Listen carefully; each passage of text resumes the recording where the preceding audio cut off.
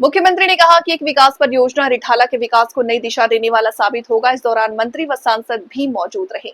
Delhi CM ने रिठाला में विकास परियोजनाओं का शुभारंभ किया। दिल्ली सीएम ने रिठाला में विकास परियोजनाओं का शुभारंभ किया। साथ ही रेखा गुप्ता ने शुक्रवार को रिठाला में सेवा पखवाड़े में कई विकास परियोजनाओं का शुभारंभ किया। उन्होंने सबसे पहले अत्याधुनिक फायर स्टेशन का उद्घाटन किया। ये नया फायर स्टेशन क्षेत्र में आपातकालीन सेवाओं को मजबूत करेगा। इसके अलावा उन्होंने 66 किलोवाट लाइन के सब स्टेशन का उद्घाटन किया, जो बिजली आपूर्ति को सुचारू बनाने में सहायक होगा। इस अवसर पर सीएम रेखा गुप्ता ने कहा कि परियोजनाओं से दिल्ली वासियों को बेहतर सुविधा मिलेगी। सोलर प्लांट से न केवल ऊर्जा की बचत होगी, बल्कि प्रदूषण से भी कम करने में मदद मिलेगा। वहीं सीवेज प्लांट और अग्निशमन केंद्र के शुरू होने से स्थानीय लोगों को स्वच्छता सुरक्षा की बेहतर सेवाएं मिलेंगी। भाई राजकरण खत्री जी, नेडू चेरियन जी जो कि दिल्ली फायर सर्विसेज के प्रिंसिपल डायरेक्टर हैं, रवि ददीच जी जो विशेष सचिव हैं ऊर्जा विभाग दिल्ली सरकार के, और सीईओ टाटा पावर दिल्ली इसदास बकाश जी। साथियों, एक सरकार थी जो पिछले 11 साल से शासन में थी। एक उद्घाटन सोचते भी थे तो उसका गाना गाते रहते थे, कई दिन तक वो गाना गाते रहते थे, करेंगे करेंगे करेंगे। बाद में पता चलता था वो उद्घाटन हुआ भी नहीं। ऐसी अनेकों योजनाओं के गाने उन्होंने गाए। पॉल्यूशन खत्म कर देंगे, पराली बना देंगे, सारे हरियाणा पंजाब को दे देंगे। मैं मुख्यमंत्री बनी, मैंने खोजा भाई कहां है पराली, वो नजर नहीं आई। कह रहे बनी ही नहीं थी मैडम।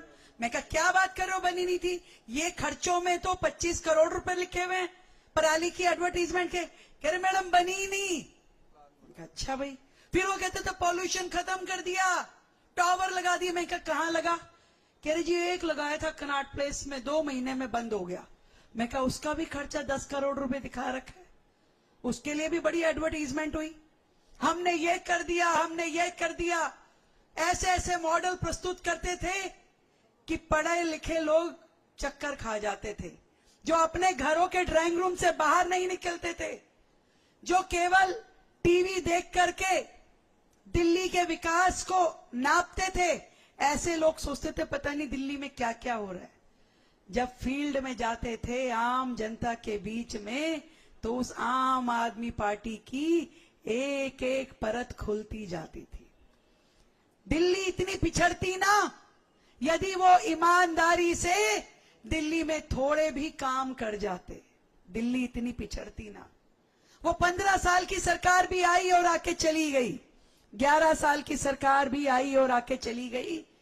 दिल्ली आज भी उतनी ही व्यथित थी, पीड़ित थी, शोषित थी। देश की राजधानी होने के बावजूद भी दिल्ली के लोगों को कभी वो अधिकार मिले ही नहीं, वो सुविधाएं मिली ही नहीं जिसकी वो अधिकारी थी। एक छोटे छोटे काम के लिए दिल्ली को तरसना पड़ा था। पॉल्यूशन आया तो ग्रैब लग गया, काम धंधे बंद हो गए। बारिश आई तो सड़कें डूब गई, घर से निकलना बंद हो गया। गर्मी आई तो बिजली बंद हो गई। बच्चे को स्कूल भेजा तो बुरा हाल था। अस्पताल में गए इलाज कराने तो कुछ डॉक्टर मिला ना दवाई मिली। ऐसी एडवर्टीजमेंट की मॉडल प्रस्तुत करने वाली सरकारें थी। पर आपने आशीर्वाद दिया, अपना वोट दिया। दिल्ली में 27 साल बाद वनवास खत्म करके भारतीय जनता पार्टी की सरकार बनी। और उस दिन से, जिस दिन से हमारी पूरी सरकार ने शपथ ली, वो दिन है और आज का दिन है।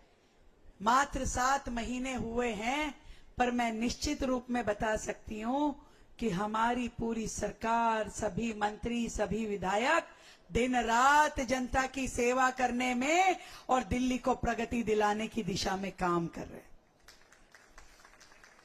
नहीं तो ये संभव नहीं होता कि एक दिन में इतनी इतनी योजनाओं को हम दिल्ली की जनता को समर्पित करते। हमने प्रण लिया, मोदी जी के जन्मदिन पे सेवा पखवाड़े में 15 दिन 75 योजनाएं। पर मैं दिल्ली को बताना चाहती हूं 75 से कहीं ज्यादा कहीं आगे हम बढ़ चुके हैं। जैसे आज 1000 सोलर प्लांट का उद्घाटन कर रहे हैं। पिछली सरकार होती तो उस 1000 को 10,000 में गिनती, और हमने इसे एक योजना गिना है। हमने नहीं कहा कि हमने 1000 जगह का उद्घाटन कर रहे हैं।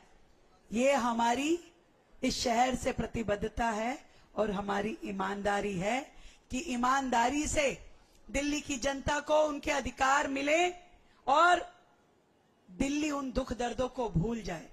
आज का ये कार्यक्रम जिसमें हम मेन रूप से 3 उद्घाटन कर रहे हैं। एक तो ये फायर स्टेशन जिसका उद्घाटन आज है। कुलवंत जी सारी बातें यही करोगे।